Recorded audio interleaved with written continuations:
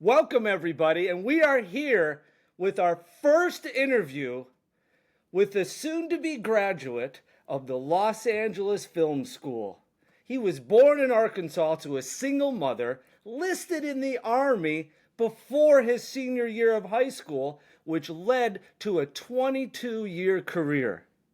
He's a father.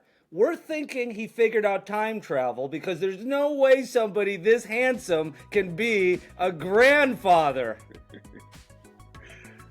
And now he's going to be graduating with a degree from Los Angeles Film School. Everyone watching, put your hands together for Frederick McDuffy. Hey, thanks, Dan. I appreciate that warm welcome, man. Thank you, man. You know, I could just listen to you talk. I bet your grandchildren just go, Grandpa, can you please read me a story? Yeah, my 11-month-old, she loves her pawpaw, man. So She comes you're a and finds me every papa. morning. Yeah, she comes Oh, my okay. papa. Because when you become a grandpa, I've noticed everybody has different. Some people might be grandpa, some papa. So you're that. Oh, okay. I'll be grandpa. I like grandpa, but that's what Yeah, I called my grandparents was grandpa. yeah, I got you. So how are you feeling today, Freddie? Man, I'm feeling great, man. I've been looking forward to this interview. You know, we had a great session on Pitch Like a Pro last night. We we did. For all those watching who might not know, at the Los Angeles Film School, there's a program called Pitch Like a Pro, where you learn how to pitch like a pro, just like the title says, and then at the end of the program, you will pitch to Hollywood producers who just might make your movie. How great would that be? Graduating, you're not even a graduate, already selling scripts. That's it. That's the key. That's the mission. That is It's the working out mission. good, man. It's working out good, man. So let's take it back. So Frederick McDuffy is in. You grew up in Arkansas, right? You just Yep. didn't, just weren't born there, right? Yep. Born and raised in Jonesboro, Arkansas. All right. Now I know a little bit about Arkansas because of Brandon Burlsworth. Brandon Burlsworth. Oh, he he's known as the greatest walk-on ever. He wanted to go to college there. He was really not a great player, but became an All-American and went to the NFL. Oh, that's what's up, man. Yes. Put him on the So map. so you're it's the summer before your senior year of high school, and you Hmm. decide I'm going to join the military. What Yep. occurred to make Freddie join the military? Well, it was this recruiter, Staff Sergeant or Sergeant First Class Freeman J. Pinkney. I never forget him. He kept coming by the house, and I kept telling my mother like I was upstairs, and I tell my mama like, hey, just tell him I'm not here, you know. And so I kept avoiding him. And then one day I just got tired of it, and he came by, and I was like, my mom was like, you want me to tell me you're not here? I said, nah, I go talk to him. Like I'm feeling like I'm a man at this point. Like Yeah, I'm a yeah. grown man. I can tell this man I don't want to talk to him. And and and he hit me with this 17, pitch. 18 years old, I'm a Yeah, man. I'm a man. I can tell this man, you know. And he hit me with this pitch, man, and he started talking to me about the army, and I was like, wow, you know, he really caught me. I took a little practice ass bab. He was like, you scored good, Free. I think you can do this. And he started talking to me, man, and that's what sold me. And then I talked to a couple of my relatives, my big cousin Famous, who had been in the army, and his actual name is Famous. But Oh, his real name is famous. yeah, Famous Taylor, and Wow, that's a name. yeah, yeah, and he has a junior, so it's two of them. But he had been in the army, so I went over his house to talk to him, and also had a cousin Casey who had been through basic training as well, and so I got some guidance from them, and I just went ahead and signed up. I had a lot of friends who kept saying like, "You don't need to join the army," you know. There were stereotypes out there or stigmas saying like the black man has no place in the white man's army. So I heard that a lot, and I then would but I hope at that time that was a very archaic yeah, because communication. Like I this was know that back in was around '98. back in I think maybe the 40s, Yeah, but I would hope not in the 90s. yeah. In the community I was in, it wasn't really a lot of military participation. Oh, So that okay. was kind of like one of the stigmas because I didn't know anybody because I didn't even learn that my cousins had been in the military until I mentioned the fact that a recruiter came by to talk to me. I didn't. Nobody ever talked about going in the military. You just like watch movies about it. And Right. so I had people who was naysaying and saying I shouldn't do it, but just I don't know what it was. I can't remember, but it was something in me. It had to be God's divine intervention that Yeah. just said, "Hey, regardless of what your friends are talking about, Like, you need to go do this. And so I remember after my senior, it was close to graduation, and I was supposed to ship out like the week after graduation, and I got cold feet. And so I told my recruiter, I said, you know what? I'm not going anymore. I said, I'm just gonna tell my recruiter I'm not going. And Oof. he came by the yeah, he came by the house, and he I was think just that's like, too late, right? right, but see, because you know, until you enlist, until you like swear in the second time, like you kind of off the Oh, hook. okay. You know what I mean? So I had sworn the first time before my senior year, and so I was like, man, I'm not going. And he was like, where do you see yourself in 5 years? And I remember I got up and I walked to the front door and I looked out on the corner and I saw my big brother. And I saw him out there in my clothes that he had on for like 4 days because he was, you know, hustling narcotics. And so I saw him on the corner with some other, you know, dealers. And I was just like, I don't want to be that guy. You know what I mean? Yeah. And I was like, I said, I don't know where I see myself. He was like, well, I can tell you where you can be if you join. And that's what kind of got me. And I went on ahead and enlisted, man. I think it's great if you don't, you know, if you don't want to be at that corner. I mean, no better path. All my friends and family that have gone into military, nobody says anything bad about it. Even if Right. they even say people who I said I didn't want a military career, but it led me to my dreams because I learned so many great things in there that have helped me. Exactly. Just like, for instance, speaking of what you just said, my dream when I was young, I wanted to be Denzel Washington. Like, I wanted to be in the movies, you Man, know? And who I was wouldn't like, want to be Denzel, right? you know? And Right? He then, is so, man, yeah, just the way he communicates and it's so effortlessly, you know? yeah. And how he embodies the roles and plays his part. And I was just like, I want to be on screen too. And so when even in high school, we did I was part of some kind of entertainment group. I can't hardly remember, but I just seen it in the yearbook. It was like future entertainers, and it had me a picture of me and some other people on there. And I was Yeah. like, I don't even remember what I was doing in high school, but being in the military, it still sparked me. Like, look where I'm at now. You know what I mean? Using my VA benefits from my time in the military to go to film school to, you know, continue my passion. You know, That kind of got now sidetracked for a little while, but you know, so the military's paying paid for your film school? yes, That see that 100%. that is at I mean after a 22-year career, a war veteran, you went to Iraq, you were deployed numerous times, right? Yes, I went See, to Iraq 3 times. wow. Well, thank you for all that. That is, I'm glad you're safe, and that's, but like you said, they paid for college. That's awesome, as they should. Yeah, So, exactly. so Denzel Washington, you want to be, and now you're hmm about to graduate with a degree in digital filmmaking, right? hmm Which would be you're the director, right? hmm So, what changed all of a sudden to make you go from Denzel to behind the camera? Well, when I was in 2013, I got assigned to a unit called the Army Entertainment Detachment, and it was a special program that the Army had where they did they did 3 programs. One was called Operation Rising Star, which is kind of like the American Idol version, the military version of American Idol. Oh, nice. Yeah, and we had They the should United air States. that.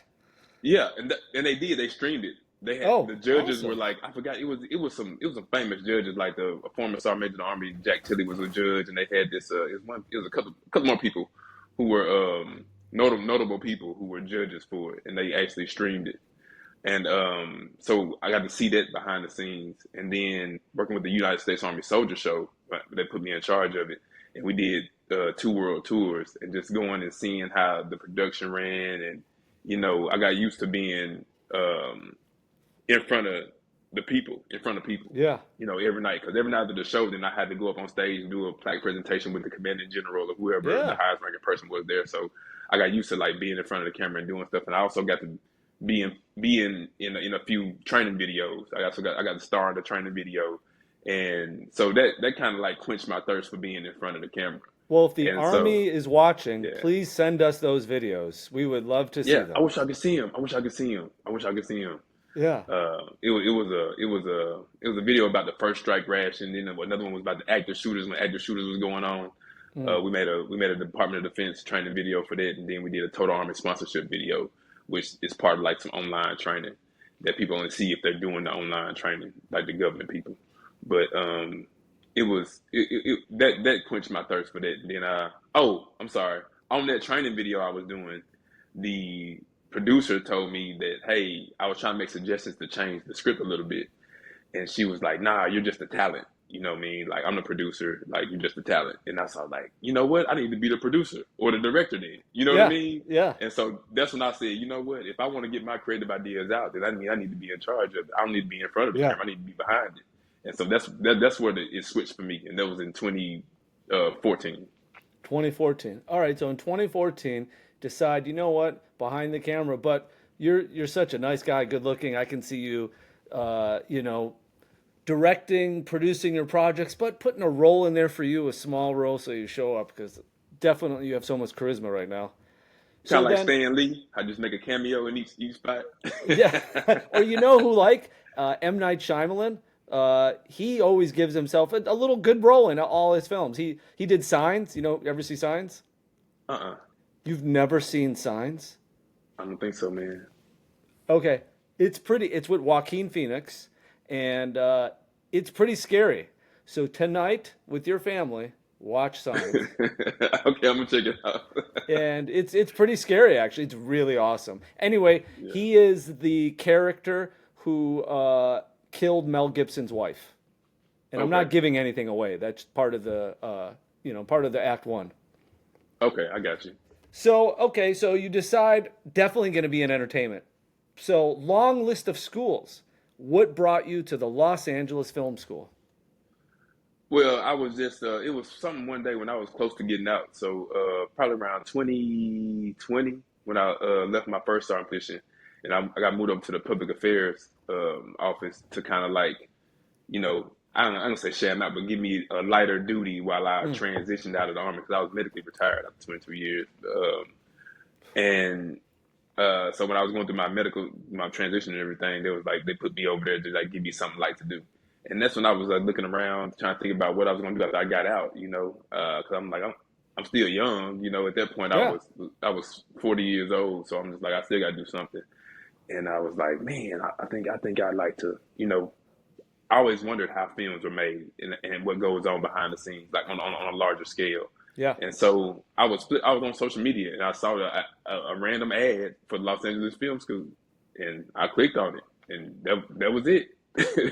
You know, That that's was it. similar for me too. I saw an ad on Instagram. Yeah, because you know when And you start thinking stuff, you start seeing it on your phone. yeah, yeah. It's which is very scary, by the way. Very scary. Yeah, I always joke and go, $5 million, $5 million. So then you start. When did you start your program officially? It was so I got actually retired in February 2022, and I was a stay at home dad for like 6 months, and I was like, because I was like, let me just decompress, you know, Yes, that's good. You and do took a step something. back before you Yeah, did that. Very smart. yeah. So my 5 year old, she was little and she was in daycare. So to my wife, I was like, you know what? We're gonna pull her out of daycare because I had been in Fort Polk, Louisiana, and my wife was stationed at Fort Drum, New York. So we were apart, and so I hadn't really got that connection with my youngest daughter. Wait. When we Your moved, wife is also a retired military veteran? yes, Wow. Well, good yes. couple, good family. The whole family's involved. Oh yeah, and then my Yeah. niece, you know, she's in AI advanced individual trainer right now. She just graduated basic in June, and my other one of my second oldest daughter, she's upstairs now. I call her my grandbaby mama because she got my grandchild. But she enlisted, so she leaves in January. But Well, so well, it's we will keep all your whole family always in our prayers for so many military people. oh yeah. So you know, sitting at home with my daughter, I just felt like I was like I know I'm meant to be doing more than just sitting up Yeah. in here with my toddler, you Yeah. know, every day, you Which know. that in itself is a different kind of war. Right, Y- exactly. But yes. but I went through that. What a lot of veterans go through when they separate is this loss of purpose, this loss of sense of purpose, and that can be very depressing. You know what I mean? When you're used to being relied upon, you used to have all this responsibility, used to people depending on you, and then you go to just like bam, it's kind of like who I am. You got to rediscover yourself, So and to so give people a yeah, little reality, so you're in the military fighting literally for freedom in our country. So is it not like in my mind, I'm thinking I'm just going to go home and chill, go for walks, hang out with the family. Just doing that makes like a little bit of depression and loss of purpose because you can't just yeah, go to the sitting down and relaxing. yeah. It's hard. It's hard from being on go mode all like your whole adult life, and then just flip it off. You know Yeah. what I mean? And it was hard because you think like, oh, I'm not gonna do anything. I'm just gonna relax. But your mind, it's kind of like it's hard for your mind to let you just relax like that. You know what I Yes. mean? Some people can do it, but for me and a lot of people that I know, you just can't do it because you just it's Yes. and then it's just like I was meant to do more, and it's like I got all this experience and I still got all this talent. What am I doing just sitting on the couch? You know what I Yeah. mean? Well, So definitely my dad taught me is he said you always need purpose. If you don't have purpose, literally you'll die. So you got to have exactly. some kind of purpose. My first reality with military was well, my grandfather was in the Navy in World War II, and he learned how to be a boxer in the Navy. Oh But wow. was First Blood with Sylvester Stallone, and I'll never forget the ending where he's crying and he's saying, "All my friends are dying. And I'm trying to help them." And he says, "I come and I in charge of this $1 million equipment, but I come home and I can't even get a job pumping gas."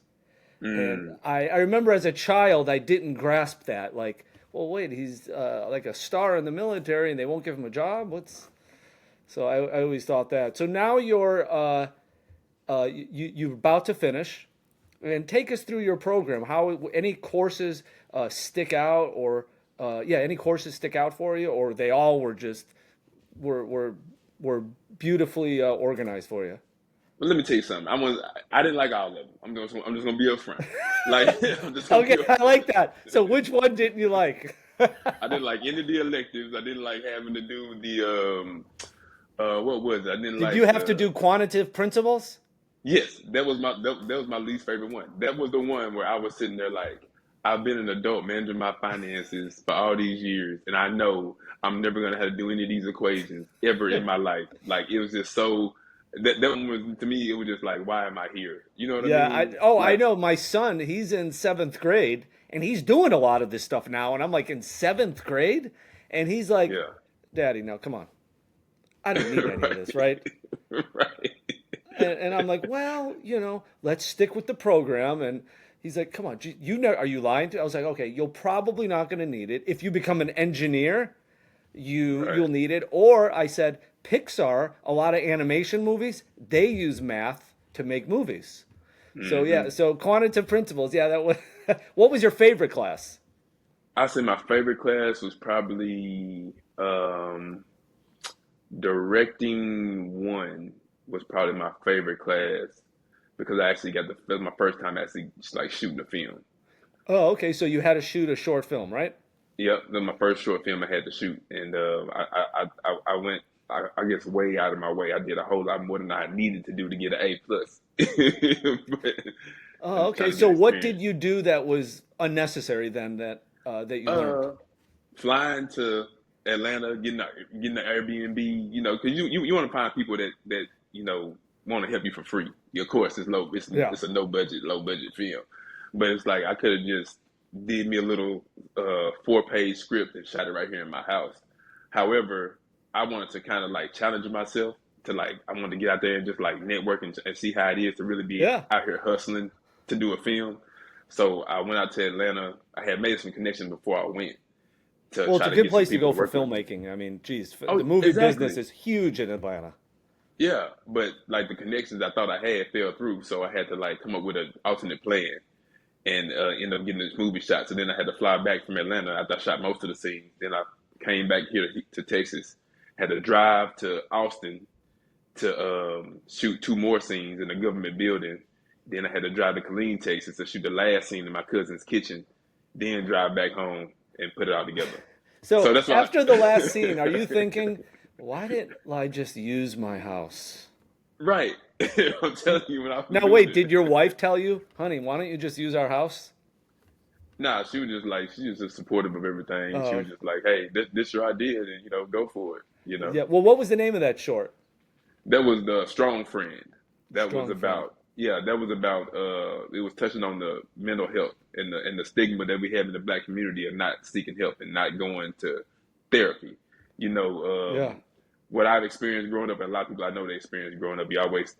It was always like you don't go outside, tell your business outside your house, and don't go to therapy. People try to lock you up, or they'll try to come take your kids, and it was always this stigma, like it was bad Really? going to And seek why help. was that? Oh yeah, Why was that oh a yeah, stigma? Because what's funny? I grew up in the opposite, where you have something wrong, go there before it gets out of control. And look how strong you are. You need Right. therapy, but it's okay. Right. It was just the environments we was born in. I mean, it was the environment that we come up in. And then even in the military, like it was a big stigma about going to behavioral health while you're in the military. Oh, they're gonna try to kick you out. Or you know what I'm saying, or you won't get promoted, or you can't get certain positions because Yeah. you have you have issues. And so that's been a big thing in the military that's now coming around that they're paying more attention to is mental health. And so I was just trying to put that in there because usually the strong people are stuff. So basically, what gave me this concept was I used kind of like my own reality. You know what I No, I mean? think I was that's the best way to write a movie is to write what you know. And that's yeah. yeah, that's great. Well, we will put a message here and let people know where they can see it. Where can they see it? 'Cause do you have it on a YouTube page or Oh yeah, on my YouTube page at Freddie Showbiz 3. That's FreddyShowbiz 3. so That's we'll my put a link to YouTube. his YouTube page so you can check it out and see the great Freddie do that. So you go through Yeah, all your classes, and now you're at the end. We're now probably doing some branding class, or you're in your final class now, right? I'm done. Oh, you are done, and you're going to graduate on the 29th, right? Yep. So, how do you feel now? You went into the LA Film School, wanting to be in the movie business, and with all these classes, even quantitative principles, how do you feel about being ready to go out into the entertainment world? I feel real good. I feel prepared. I think this school, like overall, the experience was top notch in my book. Like I Yeah. learned all the aspects of filmmaking, how to do a budget. Even though I'm on micro budgeting, but even how to do a budget and what my film would have costed. That same film I just told you about, how much it would have costed if I had to actually pay people instead Yeah. of asking for favors, and and then making the connections, with the classmates and instructors and different people, and just having like different opportunities to network and work with other creatives. That was the biggest thing for me. But I do feel very prepared, and it's even the extra stuff outside of the class curriculum, just like the stuff we're doing in the honor society.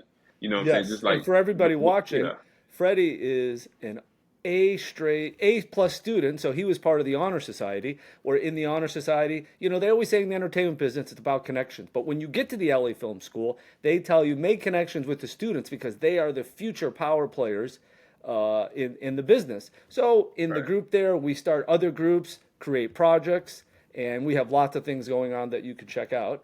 And for people that don't know, for the digital filmmaking, you get a tech kit. What is in this kit that Yeah. you got that I'm thinking you can use for your own filmmaking now, right? Right. And so that was the most attractive thing about me to school when I looked at it. I Yeah. was like, oh, you give me $14,000 worth of equipment that I don't have to pay Yeah. for and I get to Yeah. keep? Like, hey, So go through bravo. a list of all your tech kit stuff. First, what Yeah, kind of so I camera did you get?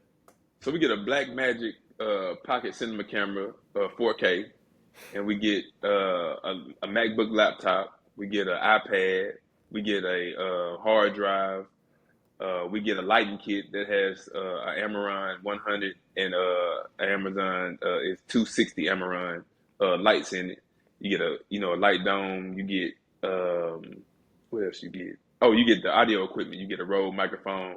You get the stand. You get the H6 Zoom recorder. So you get kind of like everything you need to make a film. And what They programs do you give it to get? you. Oh yeah, you get Adobe Premiere Pro. You get the DaVinci Resolve. You get Adobe Audition, like the whole Adobe Creative Suite. You get DaVinci Awesome. Resolve. Do you Yeah. get Final So Draft? no, yeah, and they give you Final Draft. They give you a version of Final Draft as well. So So from the writing to everything. then they equip you with everything to make a movie. You do the classes, now you're ready. So Yeah. you're done with school and you're gonna graduate. So is it scary finishing school and going out into the entertainment world to make it happen? No, I think, and the reason it's not scary for me is because since I'm retired, I don't have to. It's like I don't need this to like live on. You know what I mean? So that's why it's not like a fear. It's kind of like if I make movies, if I don't, I'm still good. You know what Yeah. I So mean? it's not a must have. Like if I don't get this, I, Right. I got to go to 3, 4 jobs. And I Right. honestly, I think that is such a great attitude. I always tell my kids, you got to follow your dreams and do what you love because life is so hard that if you're not doing what you love, I says, but one thing to know is if you can take money out of like a must-have, then it'll Right. just be that much easier. Right, and then I harken back to what you said about that. That's why when we did the last pitch, that's why I went first, because I just felt like, hey, if I get picked, if I get picked, I don't, I don't. You know what I mean? And Yeah. I just felt like it may have been somebody else in that group that needed it. You know what I'm saying? More than I did, and that's why I was like, I'd be the sacrificial lamb to give everybody else a better chance, because I feel like everything has a purpose. I think everything is done for a reason. So I think it may have been somebody in that group that needed it more than me, and so Do you think and that yeah. that your life is already set out, or you're giving paths and you choose them? Yeah, I think everybody has a purpose. I think you can maneuver around it. I think, but eventually you're gonna come back. I think you can make decisions to sway you off of it. Like Yeah. I feel like people make whatever decisions they make, but I think ultimately we have a purpose, and some people's purpose is to be incarcerated. You know what I'm saying? Some people's purpose is to leave this planet before you think they should leave, because there's some kind of message in it. You know what I'm saying? I guess some people's purposes are to be statistics. You know what I Yeah. mean? And No, then I there's some people's purposes. You know what I mean? Oh, no, totally know what you mean. My father died at 68. He was my best friend in the whole world. In Pitch Like a Pro, I wrote a movie about an experience after he died, but he died, because he was unhealthy and didn't want to do anything about that. But because of that, I I eat right, I exercise, I Hmm. take vitamins, and I remember looking into his eyes. I see I can cry right now just thinking about it and saying, "Dad, like Daddy, all you got to do is exercise. Come Right. on." And he wasn't able to. Now in heaven, I know that he wishes he could change that, but like you said, that'll never happen to me. I Right. will never, and so I'm trying to learn from that. And then, of course, my grandmother died young because she smoked, so I refused to smoke. Right. So definitely, like you said, learn from those, so they didn't die in vain, I guess, so to say. Right. Yeah, And it's a message in it to inspire somebody. I was talking to a guy last night on a thing about it. It's like people have these powerful stories. That's why I'm always willing to share my trauma, my traumatic stories, the things that's happened to me, because you never know who you might inspire. And yeah. I think you go through it for the purpose of inspiring other people, or to prevent other people from going down that same path. You I know. think that's so awesome because me, I've had a lot of death, so I talk about death all the Right. time, and it helps me and to tell people. Like I tell my kids have already experienced death, so I think that's great that you talk about it. And I still can't believe you were in the army 22 years and you look so young, which is so good. And if anyone's watching this and is on the fence about joining any military, what advice would you give him, sir? I'd say do it. I would say if you don't have it, I always tell any young person this, or no matter where you're at in your life, because I think the age is like 40 something to join. Like if you don't have anything else going on in your life, just do 3 years, man. Just It'll you give you never know what. purpose, right? I'm telling you, it'll give you purpose. But at the end of the day, after them 3 years, you'll be a veteran regardless of what happens. Regardless if Yeah. you do 3 years, 30 years, you'll be a veteran, and you can get all them veteran benefits. Because I Yes. could have did 3 years and used this same veteran benefit to get my school paid for. You know what I mean? Yes. But now, of course, you get a lot more, as you should. Yes. But yeah, so you get the benefits, and then like it's the structure. It's what it teaches you, the discipline and the structure, and Yeah. and the life skills, especially for a young person. It teaches you to grow up, kind of, what I'm saying, teaches you to grow up a little bit and be a responsible adult. So the lessons that it's like too many lessons to learn. I mean, to name that I learned from That being in the military. I think that's a perfect way to sum it up. Is just right there. Too many lessons. Yeah.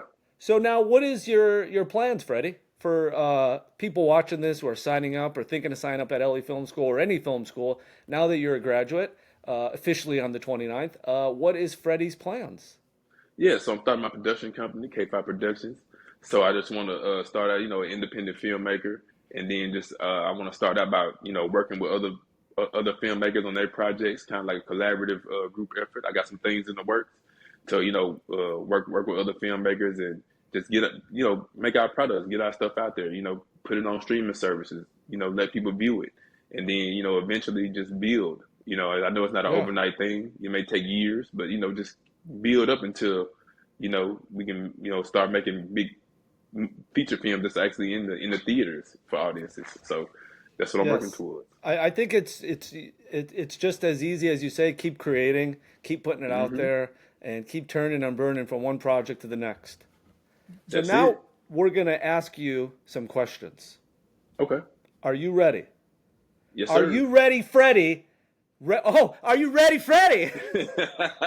Oh man, I'm sure you've heard that before, right? Yeah. So are you ready for some rapid fire questions? I'm ready, man. Rapid fire. I got rapid answer. Okay. What movie made you want to become a filmmaker? Malcolm X. Malcolm X. Nice. If you could direct any movie, past or present, what would it be? Any movie. If I could have Past or directed it. present, somebody says, "Oh, you could direct anything. I don't care. You're so awesome. You could do it." Oh, my own movie or some? Oh, just a movie that's already been done. Yeah, what movie? That's already Uh, been done. yes, that's what. If you could direct any movie that's currently out, will be out, or in the past, like It's a Wonderful Life, Jaws, or I mean, any movie, past or present, they're going to give you the money to direct. What would you pick? Probably Bad Boys. Bad Boys. Yeah. Awesome. What is it about Bad Boys that make you want to redo it? Because I got this comedy skit series and just like working in a comedy, it had to be a comedy. I'm just thinking Bad Boys came to my mind, or probably Friday, because it's so much fun working with comedians. Like it's hilarious. Yes. Like the set is Yes. hilarious. It just if I could, it'd be a comedy. It'd be a one of the most. If you just think about the most hilarious movie you've seen, like I would love to be like a director on this set. Yes, I love watching the behind the scenes of Robin Williams. Oh yeah, Yeah, I was a waiter and I waited on Gary Marshall. Do you know who that was? yeah. That name sounds familiar He's a director. in He the, in did the Pretty entertainment Woman. space. He does a lot of romantic Got comedies. you, And got you. he let me stay in touch with him. And and then I went to an event he had a theater. He has a theater in Burbank. So I went to this event and he was talking about when he was shooting Robin Williams on his television show that I had double the amount of cameras and it still wasn't enough. Because, Mm. like you said, he's so funny and he just couldn't help himself. So that's good. I like that comedy. And another good movie would have been that I'd like to have directed was like National Lampoon's Christmas Vacation. Like those Chevy Chase Yes. movies. Those are hilarious as well. Yeah. Yes. And you can't beat Jim Carrey, man. That guy, I think Jim Carrey Oh is yeah. so underrated. His Grinch was so awesome. Yes. All right. Epic. What's your all-time favorite film to watch on repeat? Which film? It's one I can watch on repeat and never get tired of it. It's Avengers Infinity Wars. Mine is Like, surprising to you. It's Rocky. oh yeah. Oh well, the Rocky ones are good too. Before the MCU came out, I used to watch The Color Purple all the time. I don't know why. I've seen the movie a million times. That and Life and Harlem Nights. But Harlem it's Nights. this. I love Harlem Yes, Nights. I like that's when something they I can go watch all into the the time. alley and fight. Yeah, right. And Eddie, he's so funny, man. Yeah, Yeah, he's like got that's the movie great I'm looking for. stories of being 18, 19, 20 in the business. Oh, very entertaining. Harlem Night, that's a really good one. Richard But Pryor. Thor, but Whew. yeah, but Thor's scene in Infinity Wars when he enters Wakanda through the Bifrost and just starts wrecking shop, like that's like my all-time favorite scene. Awesome, good movie. All right. What's a common misconception about directing? I think that you just walk on set and say action and cut, and then like you're done. Like I think people don't understand how much work that goes into it, and how like everything's not perfect. Like you have to deal with personalities. Like Yeah. everybody's there. You're supposed to be on set at 8 o'clock. The star of the show don't show up for like another 4 hours. You can't just be like, "Hey, you're fired." You know what I'm saying? It's like how you got to deal with those situations. Right. You know, Yeah. You're you gonna know, fire me? We just shot half the film. You're gonna right. reshoot half the film?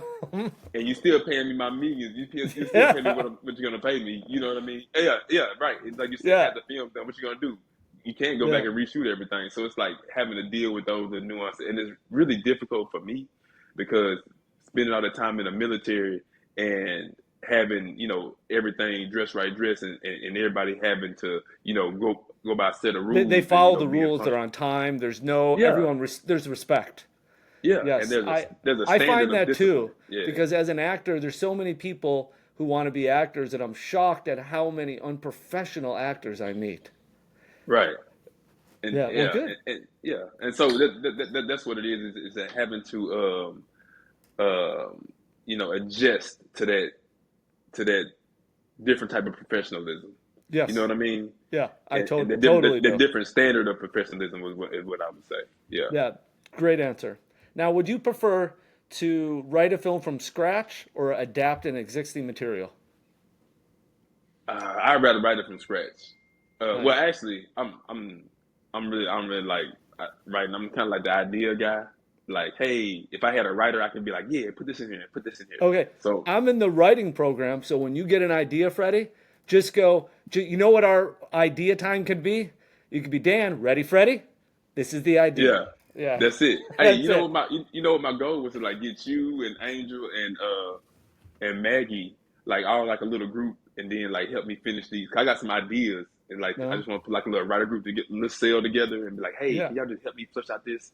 Start Put outlining. on the That's the script. best the Yeah, best thing I learned in all the writing classes is don't write a script but outline, and then you see it all right there, and then you could take it out and rearrange it. And the other writing advice they gave that still people use today is they put all the scenes on an index card like on the floor, and then they stand mm, above it and just look at it and see if what they need to rearrange or where they need to put it.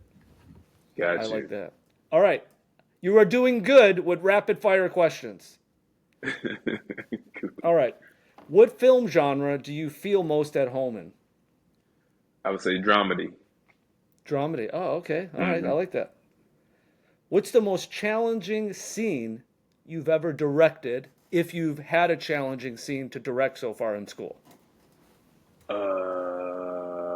It was on my short film Strong Friend. It was the final scene where I kind of wanted it to hit home. I wanted to. It was where her friend was finally. It's about this woman. It's called Strong Friend because it's about the woman who's always being the one who everybody thinks she has everything together and she goes to, but she's really suffering in silence. So it was finally when at the end when she broke down and couldn't take it anymore, and she finally her friend was trying to convince her to go to therapy. I think that scene was challenging, and it's one of those scenes where I want to go back and do it over again because Really? How come do yeah it over? I didn't get the shots that I wanted, the close-ups that I wanted, and I didn't get what I needed to get out of the actress, out of the star actress. Like there were no tears, like the makeup. It's like it wasn't real. It didn't sell it as Yeah. real. Like hair was still done, makeup still done. You know what I mean? It didn't like a person who had was broke down and had like was at their wits end. Yeah.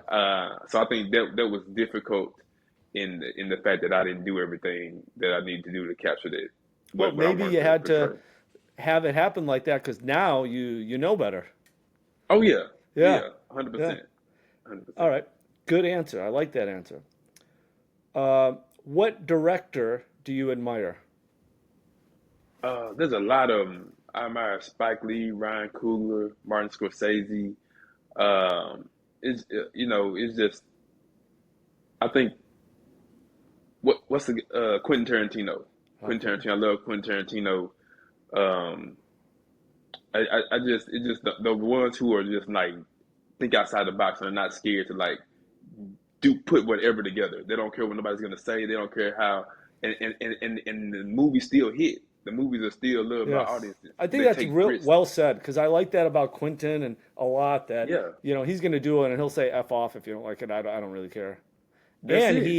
he doesn't get paid that much money up front because he says he gets more on the back end, so he won't make a lot of money up front because he says if it doesn't do well, it's my fault. Right. Yeah, and two more questions. What's Okay. one piece of filmmaking gear or software that a director would need? Gotta have a good camera, man.